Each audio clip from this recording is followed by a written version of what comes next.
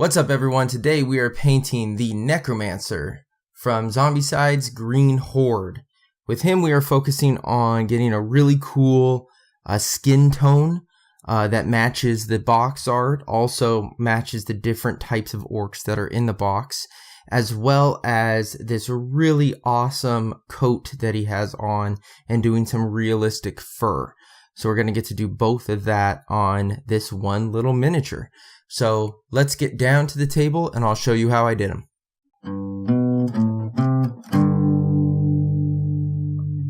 Alright, so we're starting as usual with zenithal highlights. I did a black prime first and then a white prime from a 45 degree and then a top down angle. And I'm going to use azure, which is a blue gray from Vallejo model color, and I'm mixing that with wolf gray, which is a very light tone from Vallejo's game color. For the first part though of his body, face, and legs and feet, I'm doing mostly the azure, the blue gray. This is gonna be the base the deeper tones, because we're not going to use a wash on him. So after one coat, you can see he sort of looks like he is frozen, some sort of icicle. But now we're going to come back and paint most of his body with some of the wolf gray mixed into that blue tone. We're focusing on all the flat areas and then any raised area. We only want the pure blue tone in the real deep recesses. So right where his arm meets, like his bicep meets his shoulder muscle, where the forearm meets the bicep, right in there we want it to stay that dark blue. But for the most part we're going to be coating a lot of the model in the lighter tone. And this is going to be what we sort of see his skin tone as.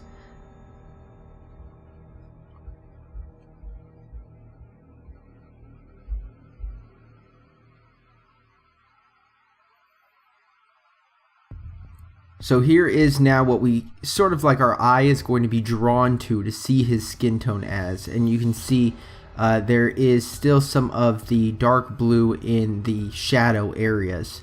But overall he is now a grayish blue. And here are the different tones I used. And I'm getting some of the lightest tone, or well, second to lightest tone on my dry brush. And then I'm going to dry brush going top down over pretty much the entire mini. And this is to catch all of his muscles. Instead of spending a lot of time trying to blend each of those muscles together, which is what I did on the first version of this mini, the one that came in the core box. This is the one that came in the Horde box. I found that the dry brushing this part makes it look a lot smoother. So you can see here his muscles now are toned in that silver or that gray tone, and the blue still remains deep in the recesses, back behind the leg, on the inside of the foot, that type of stuff. So now we're going to be working on the pelt on his back, and I have everything from the real dark umbral umber all the way up to ivory, and I have 3 stages of brown or tan in between. So on my wet palette, I'm going to wet my brush and then mix the darkest brown, which is the umbral umber, into some flat brown. And then I'm going to get a little bit of the khaki and mix that khaki back in, so that we have a real good gradient from darkest to medium. And then I'm going to wet my brush and do the exact same thing, incorporating in the buff and then the ivory. So on the model, I'm just picking a random spot somewhere near the middle, and I'm going to draw a upside down triangle with the fatter part at the top coming to a point with the darkest color. So this is pretty much pure umbral umber. Then I'm going to go back to my wet palette, get the next stage up, which is a mixture of the umbral brown and flat brown, and I'm going to just go right around that triangle. Now, because I'm in front of the camera, I didn't go all the way up to the line where it's touching his back. You should do that. You should cover in the entire thing all the way up to that line. But then I go and get a little tiny bit of water on a clean brush, and then I go and blend the two colors together. I am not trying to completely wet blend and try to make it a smooth gradient. We already have that from our color choices. Instead, what I'm doing, and you'll see it again here, is I'm coming back with a lighter color next to those darker colors, and then using the clean brush that has some water in it to just sort of blend them at the where the two meet, just lightly, just so that there isn't a straight line between the colors. We sort of want to see that color bouncing back and forth as natural fur would look.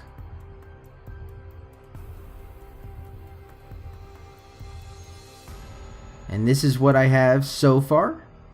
So because I had made those triangles, those starting triangles so small, I made a second one down by his hip. So it goes from dark to light, back to dark again. You just continue the process the exact same way. Now I'm picking a random spot somewhere near the buff and khaki mixture.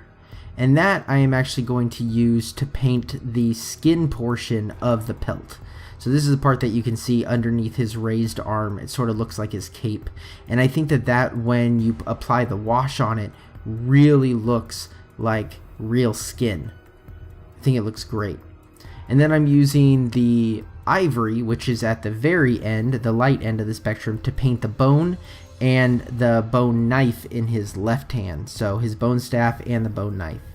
Citadel Seraphim Sepia is the wash I'm going to use, and I'm going to wash everything with this except for the skin of the Necromancer. So I'm doing the back of the pelt, the front of the pelt, and both bones, the bone blade and his bone staff.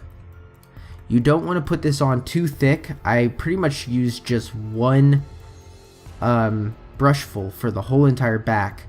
I then went and made sure to spread it very evenly because we are trying to blend all those colors together and make them look similar. What we don't want to do is really muddy any of the colors. And you see here, it really brought a great shadow to the pelt, but it didn't muddy it down any. So for all of the darker colors, you want something towards the middle to get onto your dry brush, and then you're going to dry brush over the darker colors of the pelt with that lighter color. So somewhere over the real dark browns, you want to be using a tan. Then you're going to do the exact same thing over the tans using closer to white. But you only want to get towards white or ivory at the very edges of the pelt. Make sure this is a very light dry brush. You do not want to start coloring it. Then going back to model color ivory, we'll use ivory a lot on this mini, and I'm dry brushing the bone and the bone shard, the bone blade in his left hand, to bring that color back up after the wash to make it look again like bone.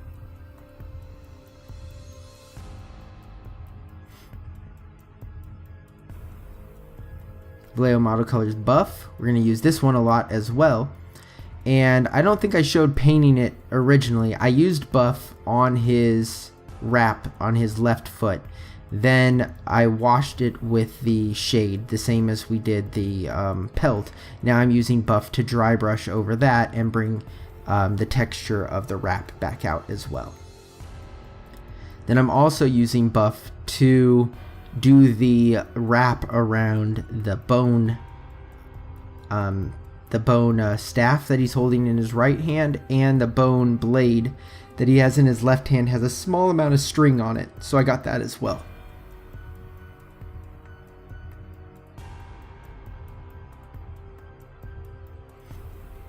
Now I'm using flat brown and clear orange, both from Vallejo Model Color.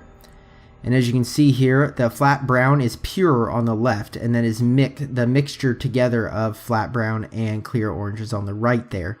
And so I start by base coating the entire skirt in the flat brown. And you want to make sure that you get all of the areas that you can barely see, flip the model over and around, and make sure that you just get all of these areas. Then you're going to come back with that mixture of the clear orange and flat brown, and do all of the raised portions and any of the real flat areas. You only want that dark brown deep in the recesses, the same way that we did for the skin. Then you'll come back and add more clear orange into your mixture and start highlighting and just getting the edges and the tips. And once that's all done, you should have something like this if this is what you want to go for. And you can stop whenever the highlighting is to your liking. Now I use Model Colors Whole Red. This is one of my new favorite colors to use for any sort of leather. I think it sort of looks like leather without really any work. I am sort of working on leather. That is one of my weak points. But he has two belts. He has one across his waist, and then he has one that is sort of holding up his skirt. So there's one that looks like it might be for form and one for function. Then Vallejo Model Color Buff, we're going to go back to that again. And he has some X stitches that are on the top belt. So I went through and hit all of those. Now, here's a lesson in not thinning your paints too much. I thinned them a little bit too much and I lost some of the design there. So all I did, you'll see after I used the Stegodon Scale Green and Warg Flesh, which is a blue and a green respectively, you'll see on the belt here that the X's look much better, and that's because I just repainted with the Whole Red, then went back over after it dried with some less thinned down buff. What I'm doing now is taking that Warg Flesh and picking out a couple of random stones along his belt and painting them in the green, and then going back and painting all the ones that I didn't choose to do in green with the blue. And that just adds a little bit of variety to it. I mean, you could paint them red, orange, yellow, it doesn't really matter. They're just decorative stones that are on him. But in the artwork that comes with the game, they are all pretty much exactly these two colors.